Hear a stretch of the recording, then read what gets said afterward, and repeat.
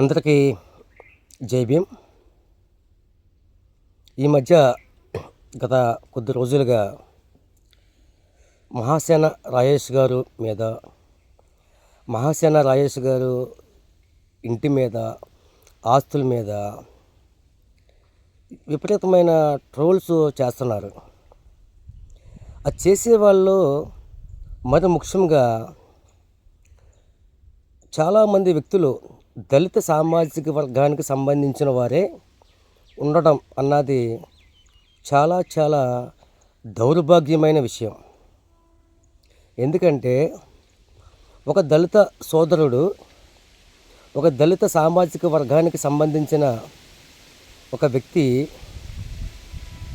నాయకుడిగా ఎదిగి ఆర్థికంగా తనొక తెలివితేటలను ఉపయోగించుకొను, తనకు వచ్చిన అవకాశాలని వాడుకొను, తను ఆర్థికంగా నిలదొక్కుకోవడం అన్నది దాన్ని మనం ఆహ్వానించాలి.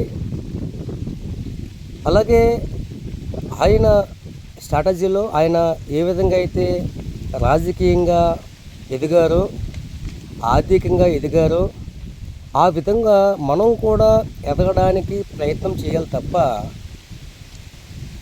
ఒక ఎదిగిన దళిత సోదరుని దళిత సోదరులే అవమానించడం, ట్రోల్ చేయడం చాలా అవమానకరం, చాలా దౌర్భాగ్యం.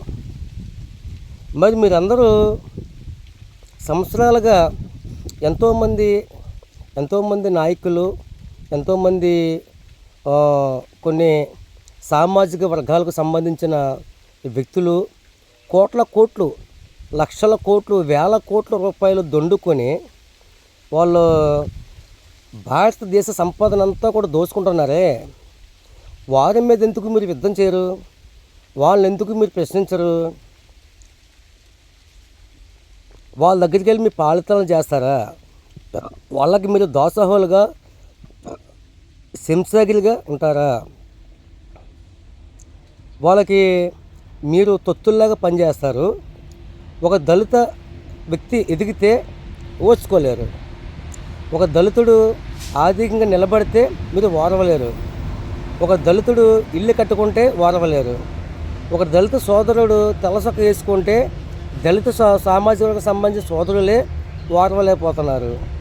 ఒక దళిత సోదరుడు ఏదన్నా ఒక పదవి సంపాదించుకోనో, లేకపోతే ఒక వ్యాపారం పెట్టుకోనో, లేదా ఒక రాజకీయంగాను ఎదిగితే మీరు ఓర్వలేకపోతున్నారు. ఇంక ఏ విధంగా ఈ దళిత సామాజిక వర్గము అభివృద్ధి చెందుద్ది? ఏ విధంగా దళితులు ఆర్థికంగా, రాజకీయంగా ఏ విధంగా నిలదొక్కుంటారు?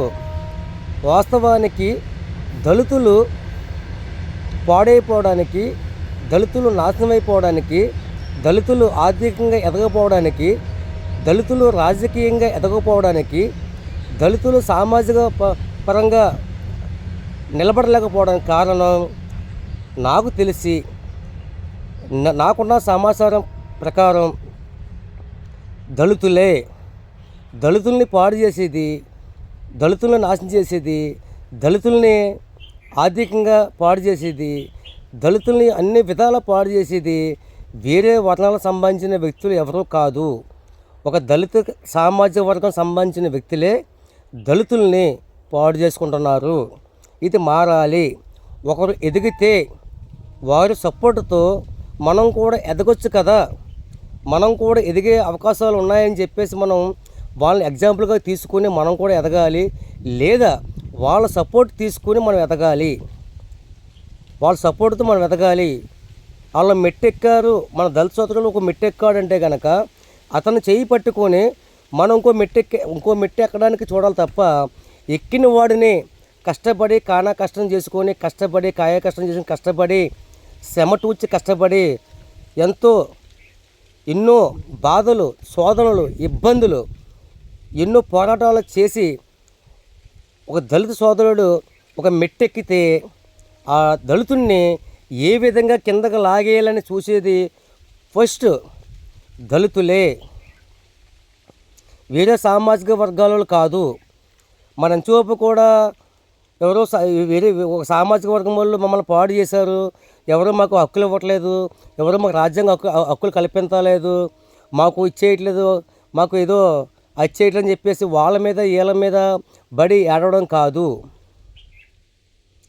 ఫస్ట్ మనలో మనము దళితులందరూ ఏకమయ్యి దళితులు సామాజిక పరంగా ఎదిగిన వాళ్ళకి మనం ఇంకా పుషింగ్ ఇవ్వాలి, ఎదగబోయే వాడికి మనము సపోర్ట్ ఇవ్వాలి, ఎదిగిన వాడికి ఇంకా బలం ఇవ్వాలి, ఎదుగుదాము అని ఆశ ఉన్న వాడికి మనకు భరోసా ఇవ్వాలి, వాళ్ళకి మనం అండగా నిలబడాలి.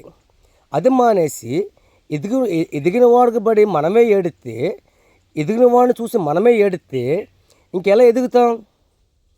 రాజకీయంగా ఏమి ఎదుగుతాం? ఆర్థిక పరంగా ఏమి ఎదుగుతాం? సరిపల్లి రాజేష్ గారు ఆయన అసలు వాస్తవానికి ఆయన ఏదో సంపాదించుకున్నది 1 కోటి రూపాయలు 2 కోట్లు ఏదో ఇల్లు కట్టుకున్నారు, ఏదో కారు కొనుక్కున్నారు అన్నది సామాజిక మాధ్యమంలో చూస్తున్నాం.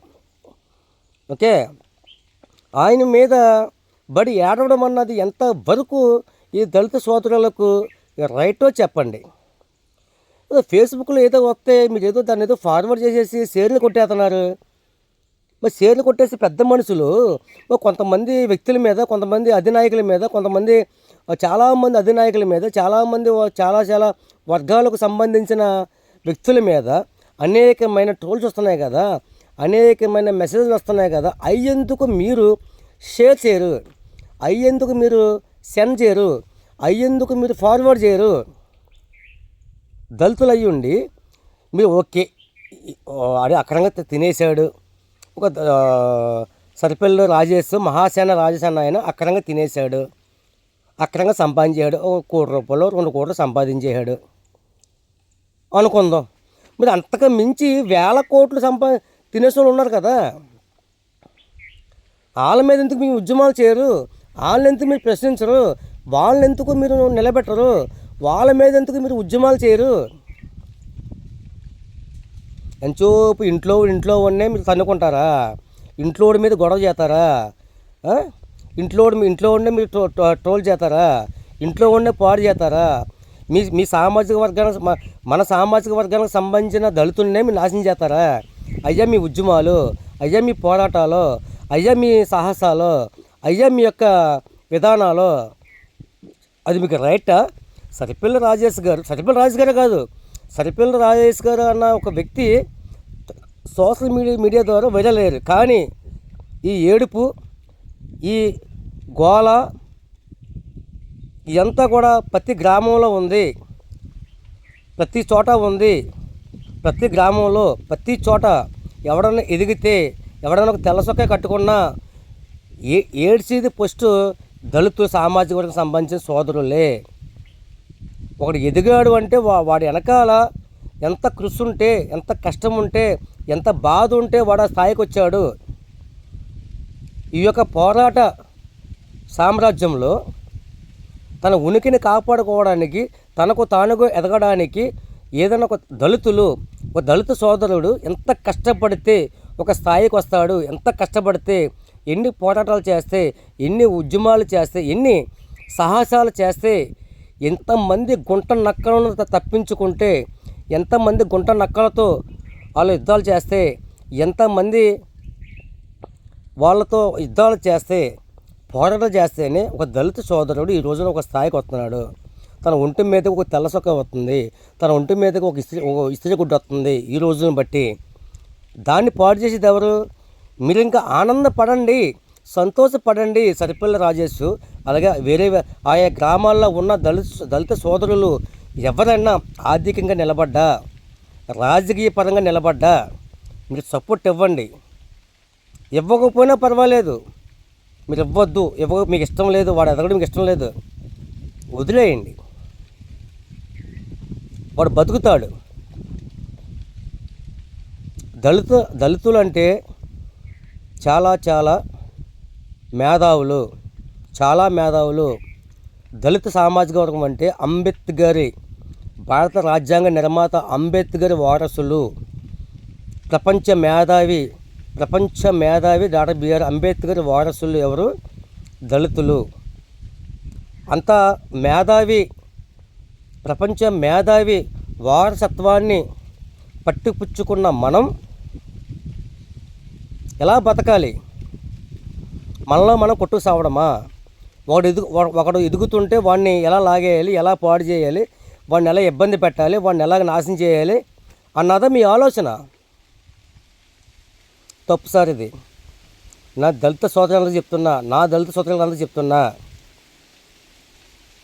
మనందరం ఎదుగుదాం, కష్టపడదాం, ఎదుగుదాం, ఒకరినొకరు సపోర్ట్ ఇచ్చుకుంటూ, ఒకరినొకరు సహాయం చేసుకుంటూ ఎదుగుదాం, నిలబడదాం.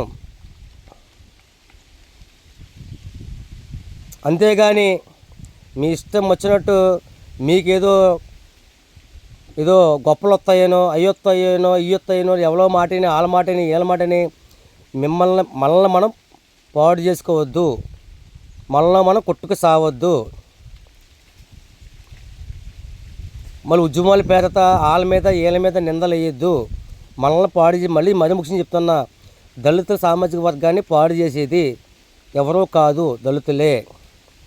ఎవరిగాడికి ఏ సామాజిక వర్గమైనా, ఏ కుటుంబమైనా ఎవరిగాడికి వ్యక్తిగతంగా ఎదగాలి, వ్యక్తిగతంగా నిలబడాలి, తన యొక్క పరపతిని, తన యొక్క విలువని పెంచుకోవాలని చెప్పేసి ప్రతి సామాజిక వర్గాల్లో ఉంటుంది.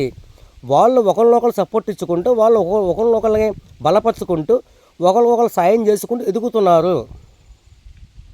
అలాగే మనం కూడా ఎదుగుదాం, మనం కూడా నిలబడదాం, మనం కూడా సాయం చేసుకుందాం. సర్పల్లి రాజేష్ గారి మీద నిందలు, అపనిందలు వేయడం మానేయండి. అటువంటి ట్రోల్ చేయడం మానేయండి దయచేసి. Thank you. జై భీమ్.